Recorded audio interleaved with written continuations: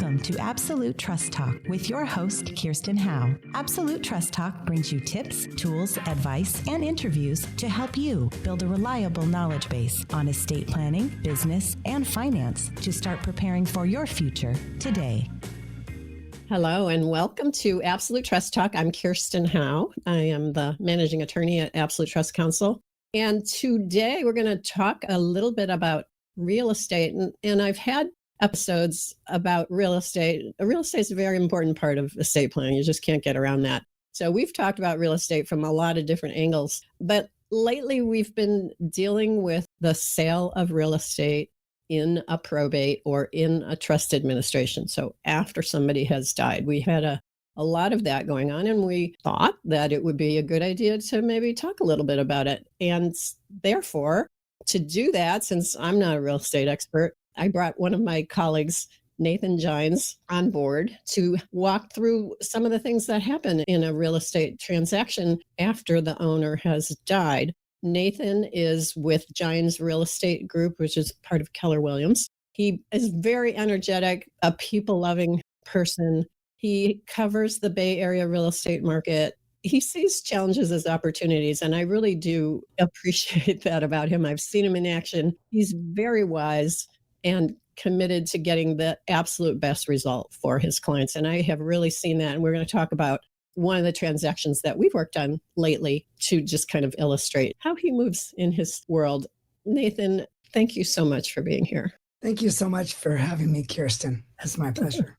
Great. Okay. Well, so you sell real estate of all provenances. We are focused today on real estate sales that happen after somebody died, but you don't have to die to become one of Nathan's clients. Just everybody out there, if you're wondering, he works with the living as well. But we're going to focus on that for now. Okay. Let's talk about some of the challenges that you have to deal with when you're selling a home in a trust or in a probate after the homeowner has died.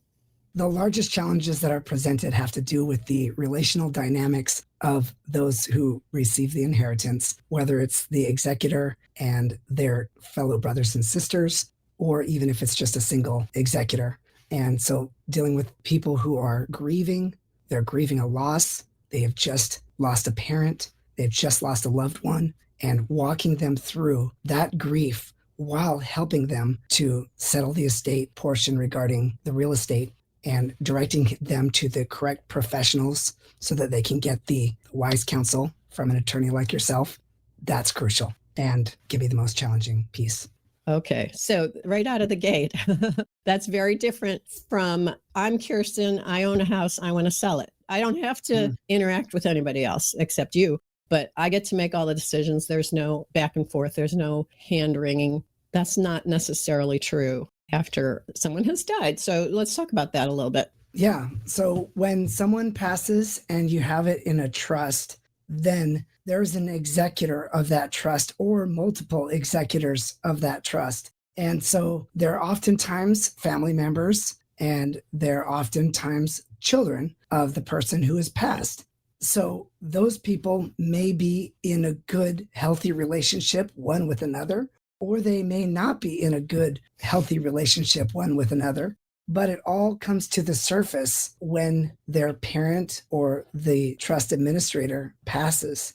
And so those relationship dynamics come right to the forefront, and those people are often dealing with grief at the same time. Yeah. And I mean, obviously, when we have multiple trustees or multiple executors, like the parents said in their documents, we name all three of our children to work together as trustees. That creates a dynamic issue. And we as planners try to advocate against that because we've seen it play out badly. But even if you have only one, you have one executor, you have one person with all the legal authority to do what needs to be done.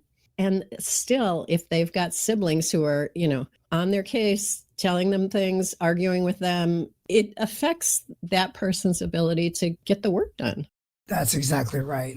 We had a case recently, this last year, in which one executor was named, but there were two other siblings that also were going to receive an inheritance. And so I was invited into the picture after the death of the parent.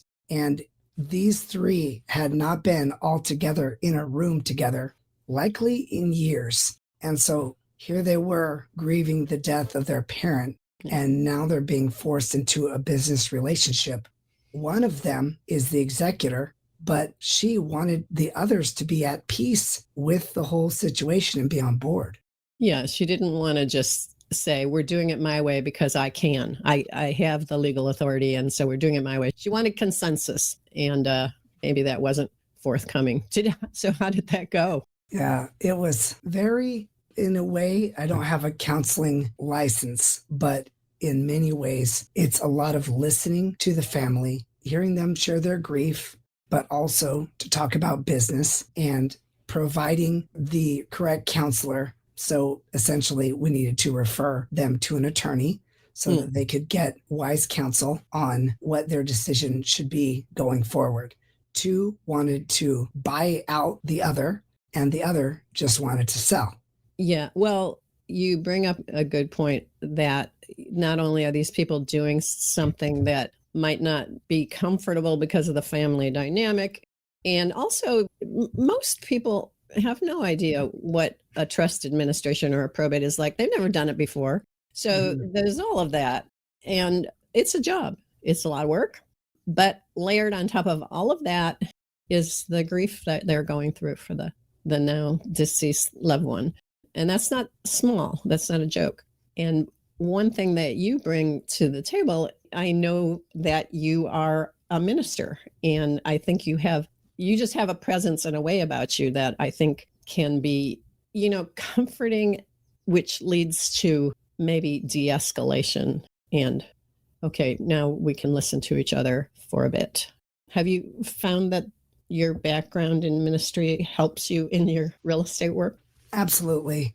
I've dealt with death for over 20 years as a minister, including conducting numerous funerals or celebrations of life, and including I conducted one this last Saturday, actually, in which a 25-year-old passed.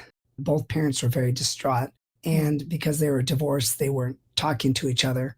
And so that is very helpful when it comes to when someone has passed and now we're dealing with a trust or a probate, because people, brothers and sisters and the children, those who are going to inherit, they don't want to have a fight that's going to cause them not to talk to each other for years to come.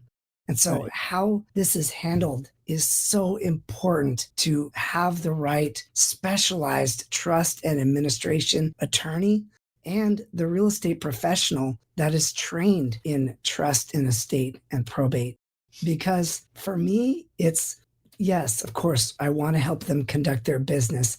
I want to help them get maximum return on their investment, but I want them to be in relationship, years after, even if it's, I mean, they might be close, they may be a little far apart, but regardless, this should not be the event that causes siblings to break up and not talk to one another for years to come. Yeah, you want to do what you can in addition to getting them top dollar, making the sale go smooth, all of those things. A win for you is to walk away knowing that bridges have not been burned. There's nothing irretrievable has happened. Absolutely. I like to think that a lot of times, the real estate tends to be in our area, in the Bay Area, the thing that holds the most value in an estate. And the way that those who inherit live afterward will be largely determined by how well that real estate sale goes. Yeah. I want to maximize that for them, so that not only are they able to have good relationship with the others in heirs of the estate, but they can live their best life, though they're grieving. Yeah. Well, and so that is probably a nice segue into talking about a case that you and I are currently working on together. It's a probate, and there's not really any family dynamic issues happening. Our executor is the only beneficiary, so that always makes it a lot easier.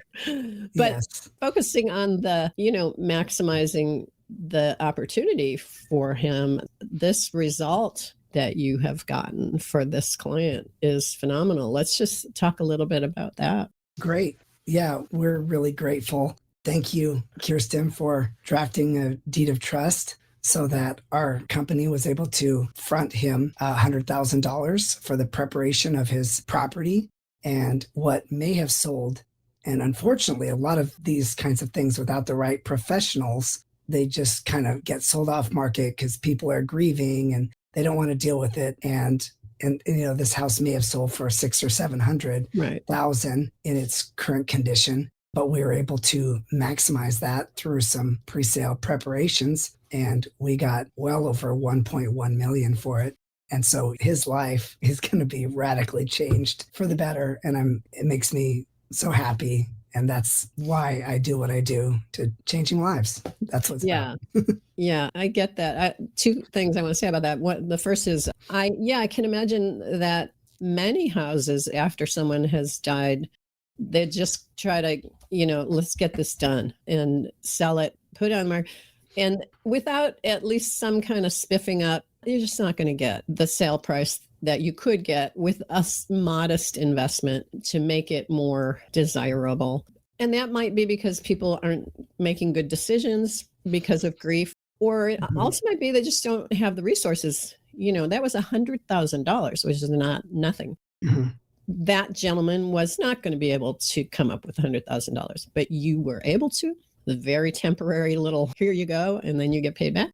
And wow, what a difference on the return on investment for him. Just really phenomenal. So this is all kind of, very recent. I'm still like, oh my God, why not? I so much appreciate what you did for this gentleman. And the other thing, though, that I think this kind of speaks to is kind of market conditions more generally. Yeah, you can sell a house that looks like an old lady lived there for the last 30 years. It can be done. There is a price at which it will sell. Yep. But that's not necessarily what typical, let's say, first-time buyers are looking for. Talk about who are generally the first-time buyers, what are the price range that we're looking at, and what do they want? Great question. Thank you, Kirsten. So the average buyer in the United States right now, their age is 38 years old. So that represents the cusp of the millennial generation. Millennials. Mm-hmm. Yeah, the millennial generation is the largest first-time homebuyer group now.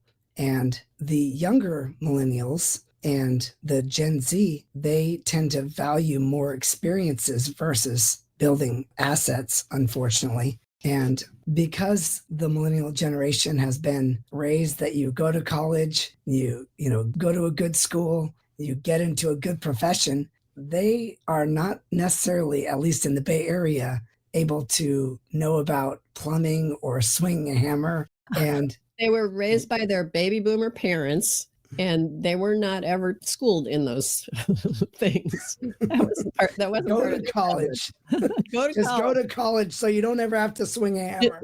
Yeah. Until you own a house. But yeah.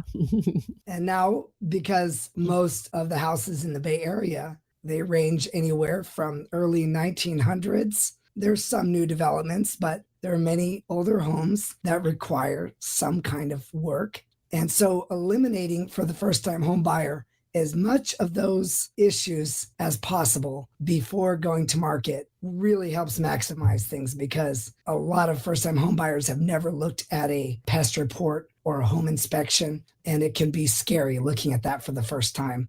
Yeah. And so we tried to eliminate all of the things that would cause concern, especially in the realm of 800,000 all the way up to maybe 1.4 million in our area tend to be the first-time home buyers. First-time buyers. Okay. Once you're 2 million and up, it changes, with the rare exception of the tech buyer who was in early on a startup and had a good payout when it went public or was sold, with that exception. So handling some of the major things like updating the electrical so that it can be pleasing for an insurance company, because we're in quite a new insurance world right now, especially in California, after all the fires and everything. That's a whole other episode that you and I could have. That is a whole other episode for sure. Yeah. Well, I mean, that is very interesting. So there is money to be made if you understand that about the market,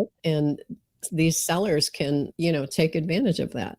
The typical buyer in that particular price range is looking for something that's not going to be a hassle. Once they have the keys in their hand, they don't have to immediately go down to Ace Hardware and start buying stuff. Exactly. And it's not that the 2, 3, 4 million don't care. They do. And we deal with that price point as well. But they're not going to be scared for the most part when you're selling a $2.5 million, $3.5, $4.5 million property. They're not going to be scared by a pest report that has $20, $30, $40,000 worth of work on it. Got it. Yes, that's a really excellent point. It's all kind of relative, and you got to take that buyer's perspective into account. $20,000 on a pest report would freak a lot of people out if they've never been through it before. And maybe, it's their first time buyers. They're scraping together literally everything they have to be able to get in here, and they don't want to have to come up with another $20,000. So, yeah. Exactly. So for this one that we're working on, we were able to get the pest report almost completely eliminated. And I would say 95% of all of the items on the home inspection were cleared.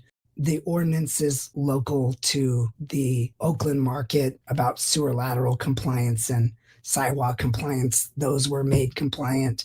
So we were able to get multiple offers on the property and have the kind of outcome that we had. So grateful for that. Yeah. And grateful to you to help guide this whole thing through. Thank you. Yeah, I'm very pleased. The client, everybody's very, very happy with the outcome. So we started out by talking about the sale of a decedent's home, whether in a probate or a trust administration. So I'm just briefly toward the end here, want to circle back to that topic because there's another little, I don't want to say little wrinkle that can be part of some of these cases, which is maybe the decedent actually died in that home that you are now asked to sell. What are some of the challenges unique to that situation? Well, the challenges are absolutely unique when someone has passed in the home, because there are certain buyer groups that don't want to purchase a home in which somebody has died. And so the method by which they passed also matters as well. Yeah. Everything has to be disclosed. So we are a full disclosure state in California. So we have to disclose that a death, or if there are more than one death on the property. We have one property that we closed on a few weeks back, and there were 2 people that passed on the property within the last year, and the circumstances of which were challenging. This was in a very wealthy neighborhood. And so it was a very interesting scenario in which there was a person inside manufacturing ghost guns, and it was on the news and everything else. And the police came in and he lifted up a gun to the police. And so they shot him. So there were bullet holes in the window of this otherwise $2.5 million property. And then another person passed on the property not too much longer after that, actually his mother. And very sad. So to say that presented challenges for buyers would be an understatement. Yeah, that's a double whammy. So what I think I heard you say is there are whole, slices of the population who, for cultural or religious reasons, just wouldn't even look at a house like that. Doesn't matter what you disclose. It's no, I'm not buying that. That's right. An interesting thing that I do that I never thought I would think had value, but any person, I do christening of a house for free. So anybody who has any worries, I am happy to go and pray inside and over the house free of charge, no problem. But yes, there are psychological challenges sometimes with selling regarding the circumstance. When it was somebody who passed away peacefully and they were older, it is not as challenging, of course. But yes, there are some that will not want to purchase it. And so when we go to list, we create the avatar of the people, the potential buyers for the property, and we create a marketing plan to reach as many as possible so that we'll find the folks who will be willing to pay the most for that property, regardless of who passed in it or whether someone passed. Yeah.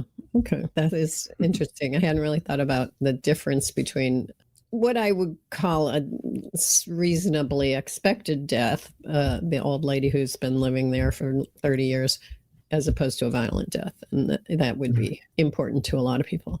Nathan, thank you so much for all the wisdom that you've shared with us. It's just eye-opening, some of the things that you are able to do and that you know how to do. And I really appreciate that. I especially appreciate that you do that for my clients. And I'm grateful to you for being here. Thank you so much. Thank you so much for having me, Kirsten. Can I say one last thing? If there's any advice that I could give to anyone who has just had a family member pass, or you think that this could be happening soon, speak to a professional, an absolute professional, such as Kirsten, who all she does is deal with trust, estates, and probate.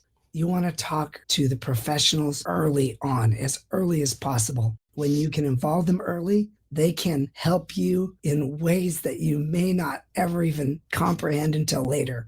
There are things that you can do, which I'll leave to the trust estate attorney, to help you save thousands on taxes prior to someone passing, if you can engage a professional such as Kirsten early on, and will matter to the tune of tens, sometimes hundreds or millions when it comes to settling an estate.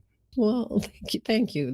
I appreciate that. And that's good advice in life in general. The earlier you get advice in whatever, segment you need advice, the earlier you get advice, always better than the after the fact scramble and clean up. Absolutely. And that's true of you too. If you're thinking about selling, you're not sure, talk to somebody who knows what they're doing and get good advice.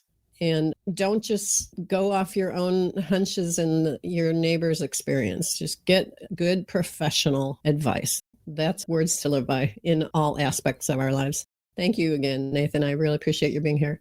My guest today has been Nathan Jines with the Jines Real Estate Group of Keller Williams. And I hope you got a lot out of this. I know I certainly did. And I look forward to connecting with you next time. Thank you, Kirsten. Thank you for joining us today for another episode of Absolute Trust Talk Live. If you enjoyed listening in, then don't forget to subscribe. You can find us on Apple Podcasts or wherever you may listen by searching Absolute Trust Talk. While you're there, we would also love for you to leave us a review. And then why not share your favorite episodes with family, friends, or colleagues too? You can find all of our shows and corresponding show notes by visiting absolutetrustcouncil.com. You'll also find a variety of other free resources, including our ebooks, videos, blogs, presentations, and more.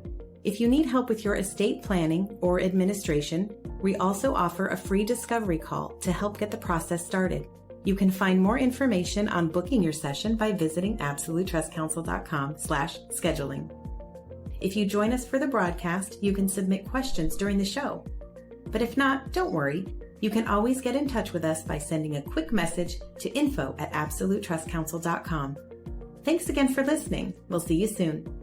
This podcast is not meant to take the place of legal advice from an attorney and does not create an attorney-client relationship. If you do have a legal question or issue, please consult with an attorney.